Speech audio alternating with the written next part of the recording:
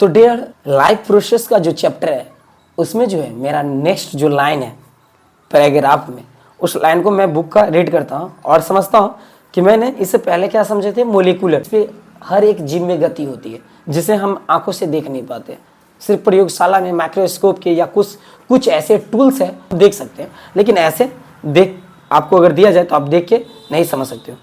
आगे मैं समझता हूँ, जहाँ मैंने वायरस को सजीव वर्ग में तब तक नहीं रखा जाता जब तक ये किसी जीवित।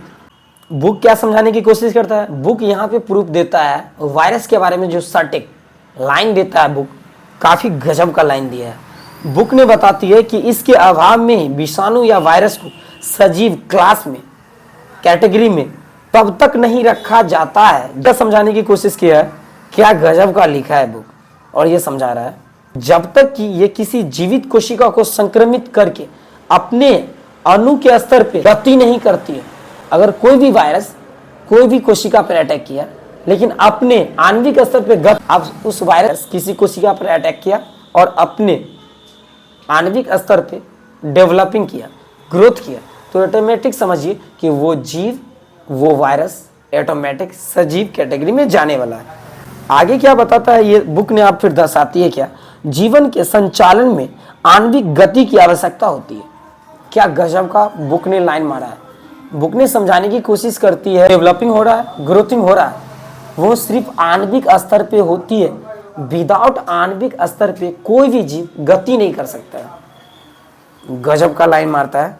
फिर आगे जो बुक समझाती है उसे समझते हैं और देखिए क्या बोलते हैं। आप जानते हैं कि जीवों का शरीर कोशिकाओं का बना होता है। मैंने पहले भी आपको बताया कि कोई भी जीव है उसकी बॉडी सेलों का बना होता है। बुक को एकदम स्टेप, जब आणविक गति, कोई भी जीव का आगे बढ़ने के लिए, जीव की जीवन आगे बढ़ने के लिए उसकी आणविक गति की आवश्यकता होती है। विदाउट आणविक गति के वो जीव आगे अपना जीवन बढ़ा नहीं सकता है, आगे जीवन यापन कर नहीं सकता है।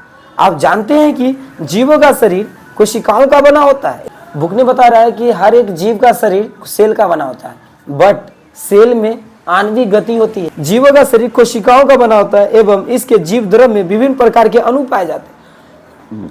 जीवों का शरीर सेल का बना होता है, लेकिन सेल में जो जीव द्रव है प्रोटोप्लाज्मा, उसमें अनेकों सारे होते हैं अणु।